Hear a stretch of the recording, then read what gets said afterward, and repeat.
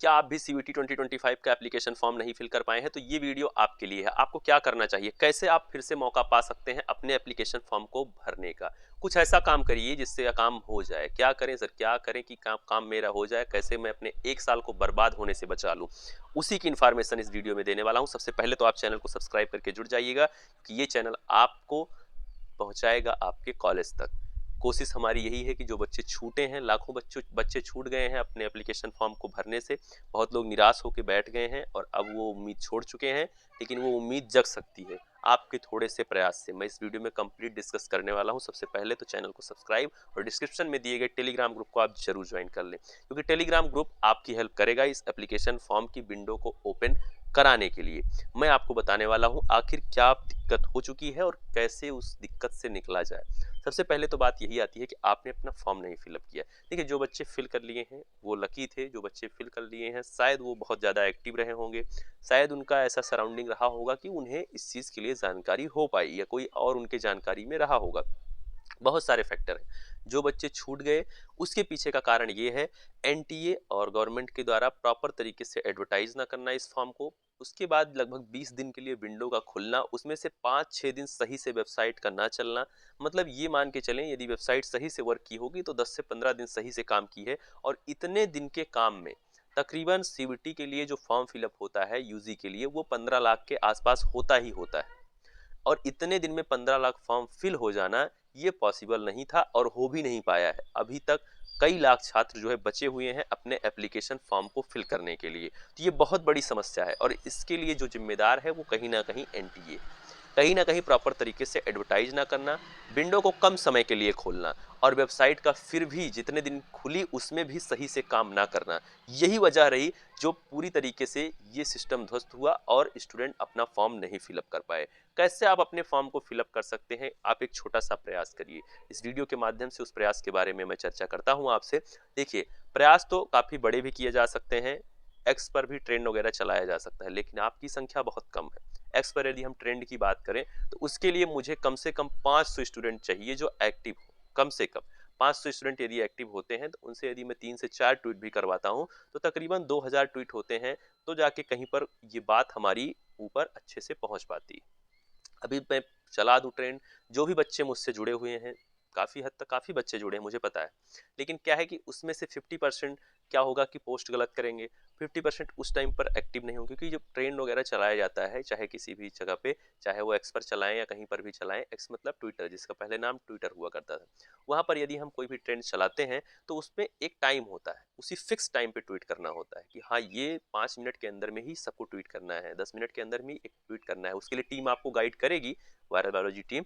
लेकिन क्या है कि आप उसके लिए प्रॉपर टाइम पे नहीं कर पाएंगे और स्टूडेंट की संख्या अभी मुझे कम दिखती है। मुझे पता है स्टूडेंट बहुत हैं, लेकिन वो इधर उधर हैं, वो इस जगह नहीं है, इस प्लेटफॉर्म पे नहीं है, मेरे पास नहीं है, मेरे चैनल के पास नहीं है। तो मेरी समस्या ये है।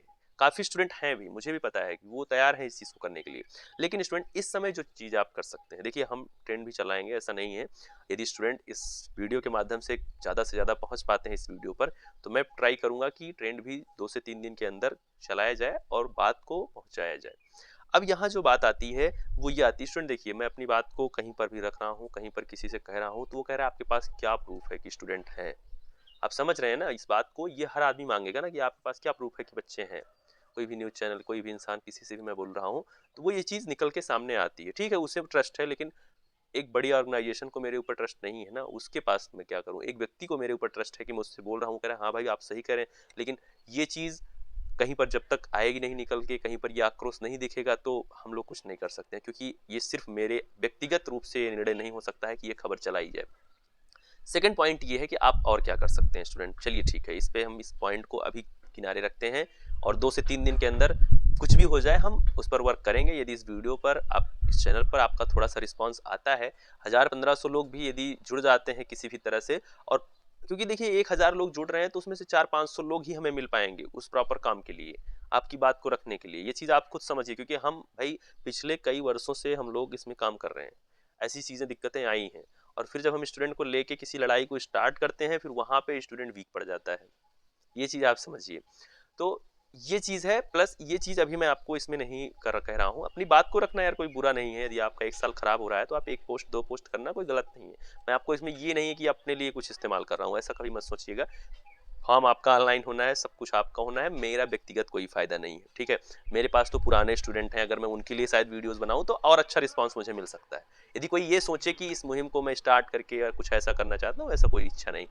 जो लास्ट में अपना आता है कि आखिर कर क्या सकते हैं अभी के लिए, सर आप बताइए अभी क्या कर सकते हैं? अभी आप एक काम कर सकते हैं, अभी स्टूडेंट की संख्या मेरे पास जो है, जो स्टूडेंट लगातार जुड़ रहे हैं, जो लगातार मेरे पास फ़ोन कॉल मैसेज कर रहे हैं, मैं उन्हें भी सजेस्ट कर रहा हूँ, आपको भी सजेस्ट कर रहा हूँ वीडियो के माध्यम से कि आप सभी लोग एनटीए की ईमेल आईडी डिस्क्रिप्शन में ज्वाइन कर लीजिए टेलीग्राम ग्रुप को, वहां सेंड कर दे रहा हूँ। एनटीए की ईमेल आईडी पे एक मेल लिखिए कि मैं अपना फॉर्म नहीं फिलअप कर पाया क्योंकि सर्वर डाउन था, ऐसे रीज़न एक बनाइए। ज़्यादा नहीं, 5-6 लाइन का ही बना दीजिए। आप एक पूरा रीज़न बनाइए कि ऐसा टेक्निकल इशू वेबसाइट में था, ऐसी दिक्कतें आई जिसकी वजह से आप फॉर्म नहीं फिलअप कर पाए। ठीक है, उनकी गलती को बताइए आप कि फॉर्म नहीं फिलअप हुआ क्योंकि वेबसाइट सही से नहीं चल रही थी। तो ये सब चीज़ें आप लिखिए और उन्हें इस मेल को भेजिए, मेल के माध्यम से उन्हें मैसेज करिए। जब आप ये काम कर देते हैं, यदि काफ़ी स्टूडेंट ऐसा करते हैं, तो निश्चित तौर पर इस पर नज़र जाएगी। 1-2 लोगों के करने से नहीं होगा। आप ये सोचें कि और बहुत बाकी लोग तो कर ही रहे हैं, मैं करके क्या करूँगा? तो आप भी करिए, प्लीज़ आप भी करिए। क्योंकि जब कोई भी ऐसी बात आए तो इसमें आगे रहना चाहिए। और ये सब चीज़ें कोई ऐसा तो है नहीं यार मैं आपसे कुछ मतलब गलत कुछ करवा रहा हूँ या फिर आप कुछ गलत करने जा रहे हैं। तो ये चीज़ आपके लिए है, आप समझिए। यदि आप सीवीटी यूजी के एप्लीकेशन फॉर्म की विंडो को फिर से खुलवाना चाहते हैं, तो ये आप सभी के लिए वार्निंग है कि आप एक काम कर सकते हैं। ये आप लोगों के लिए अलर्ट है, ये आप लोगों के पास अंतिम मौका भी है। यदि आप इस 10 से 15 दिन में विंडो को नहीं खुलवा पाते हैं तो दोबारा फॉर्म फिलअप करना भूल जाइए। और यदि आप चाहते हैं कि इस 10-15 दिन में कुछ ऐसा करके और फिर से फॉर्म फिलअप की विंडो को खुलवाया जाए, अगर 15 अप्रैल तक नहीं खुलता है तो नहीं खुलवा पाओगे, ये भी बता दे रहा हूँ। तो यदि आप चाहते हैं कि फॉर्म फिलअप के लिए विंडो फिर से खुल जाए, तो उसके लिए आप डिस्क्रिप्शन में दिए गए टेलीग्राम ग्रुप को ज्वाइन करिए। वहां पर एनटीए के ईमेल आईडी मैंने सेंड किया है, उस एनटीए की ईमेल आईडी पर आप जाइए, उन्हें एक संदेश भेजिए कि मैं अपना फॉर्म नहीं फिलअप कर पाया हूं क्योंकि वेबसाइट सही से वर्क नहीं कर रही थी, उस पर कुछ टेक्निकल इशू था। इस तरह की प्रॉब्लम आप लिखकर उन्हें मेल करें। और यदि इस मेल करने के बाद भी कोई हल नहीं आता है तो उसके बाद हम लोग विवश होंगे एक्स पर एक ट्रेंड चलाने के लिए, जिसमें हम लोग अपनी बात को वहां भी रखेंगे। लेकिन अभी के लिए, फिलहाल अभी के लिए जो आने वाले 3 से 4 दिन है, उनमें आप इस मेल को करिए, एनटीए तक अपनी बात को पहुंचाइए।